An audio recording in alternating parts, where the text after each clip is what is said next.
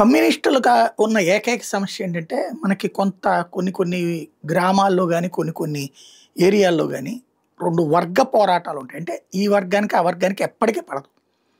ఎంత కలిసుందామన్నా పడదు. అట్లాంటి మనస్తత్వమే. కాకపోతే ఆ పడనప్పుడు కసితో పైకెదిగే పని చేస్తారు. అలా గాకుండా కసితో ఎదుటోళ్ళ నాశనం మాత్రమే కోరుకుంటూ తాము ఎదగలేని పార్టీ అది. ఇప్పుడు ఫర్ ఎగ్జాంపుల్ ఆంధ్రప్రదేశ్‌లో కమ్మ సామాజిక వర్గానికి అన్యాయం జరుగుతూ వచ్చింది. కేవలం రెడ్లే పరిపాలన సుదీర్ఘకాలంగా చేస్తున్నారు. కాంగ్రెస్ పార్టీది రెడ్ల పాలన అన్నటువంటి కోపంతో కమ్మ సామాజిక వర్గం అంతా ఏకమై తెలుగుదేశం పార్టీని ప్రమోట్ చేసి వాళ్ళు ఆ స్థాయిలో అధికారాన్ని అందుకున్నారు. ఇవాళ దేశంలోనే రాజకీయాలను శాసించే స్థాయికి వచ్చారు. అట్లాగే రాష్ట్రంలో కూడా అవతల వర్గాన్ని కొట్టే ప్రయత్నం చేశారు.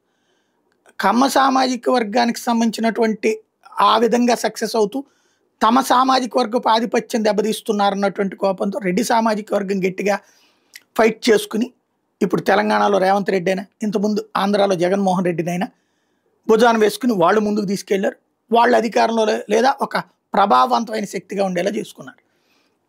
వీళ్ళిద్దరైనా పట్టాలు పగ్గాలు మాకేంటి అంటూ కాపు సామాజిక వర్గం గట్టిగా నిలబడితే వాళ్ళు ఇప్పుడు కింగ్ మేకర్స్ అయ్యారు.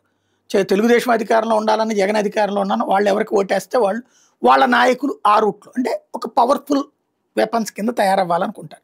ఇదంతా ఇప్పుడు ఎందుకు చెప్పాలని చెప్తున్నానంటే, సిపిఐ నాయకుడు రాజా తాజాగా హిందూ రాజ్య స్థాపనకు ఆర్ఎస్ఎస్ బీజేపీ ప్రయత్నాలు, నువ్వు కమ్యూనిస్ట్ రాజ్యం స్థాపించడానికి రెడీ అయ్యేవద్దు కదా.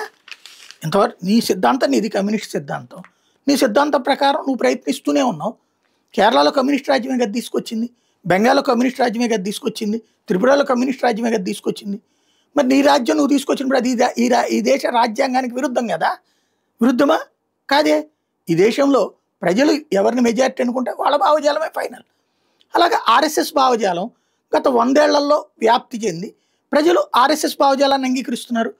హిందూ రాజ్యం అనేటటువంటిది ఏంటి? హిందూ రాజ్యం అంటే గుడ్, హిందూ రాజ్యం చాలా మంచిది. ఎందుకంటే హిందూ రాజ్యంలో ముస్లింలు బ్రతికారు, క్రైస్తవులు బ్రతికారు, బౌద్ధులు బ్రతికారు, జైనులు బ్రతికారు. సుదీర్ఘకాలం ఈ దేశాన్ని పరిపాలించిన హిందూ రాజుల యొక్క ఏరియాలో యూదులతో సహా బ్రతికారు. సాక్ష్యం అది. అదే ముస్లిం రాజ్యంలో హిందూ బ్రతకలేడే. సాక్ష్యం ఆఫ్ఘనిస్తానే, సాక్ష్యం పాలస్తీనా, సాక్ష్యం ఏది మన బంగ్లాదేశే. అదే క్రైస్తవ రాజ్యంలో హిందువులు బ్రతకడానికి అవకాశం కల్పిస్తూ హిందువుల మత మార్పిడి జరుగుతుంది. అదే హిందూ రాజ్యంలో నువ్వు మారాల్సిందే, నువ్వు హిందువుగా ఉంటేనే బతకనిస్తాను అని చెప్పి ఏ హిందువు అన్నా అడుగుతున్నాడా ముస్లింని? లేకపోతే నువ్వు మా మతంలో మారి నీ మతంలో దేవుడు అయితే పనికిరాడని చెప్పి ఏ హిందువు అయినా అవతల మతం వాళ్ళని మారమని చెప్తున్నాడా? క్రైస్తవ మత ప్రబోధకులు చేస్తున్నాడు లేదే. మరి ఇక హిందూ రాజ్యం వల్ల తప్పేంటి? హిందూ రాజ్యంలో కమ్యూనిస్టులు కూడా బ్రతుకుతున్నారు కదా. హిందూ రాజ్యం వస్తే తప్పేంటి? సైద్ధాంతికంగా ఒకసారి మనకి మనం ఆత్మవిమర్శ చేసుకోవడం బెటర్. చైనా బుర్ర, రష్యా కిడ్నీతో ఎంతకాలం పనిచేస్తాం?